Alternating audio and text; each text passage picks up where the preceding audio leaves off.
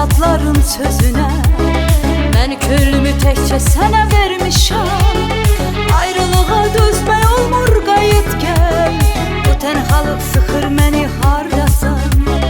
Qulaq asma sən yadların sözünə. Ben könlümü tekçe sana vermişəm. Ayrılığa dözmək olmur, qayıt gəl.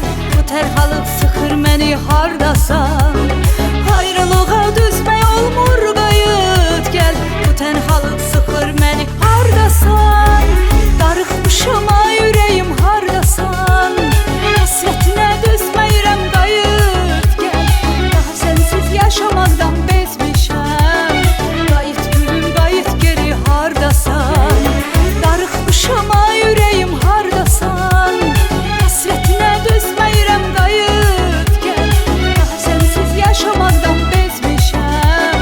Qayıt gülüm, hardasan?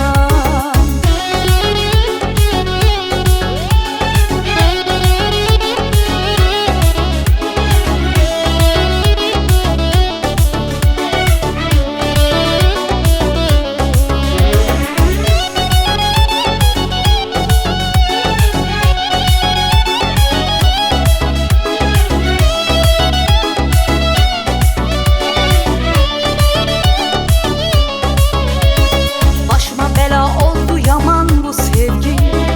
Sensiz geçen her bir günüm əzabdır. Xatirələr üzür məni, qayıt gəl. Gəl qoruyaq sevgimizi, hardasan? Başıma bela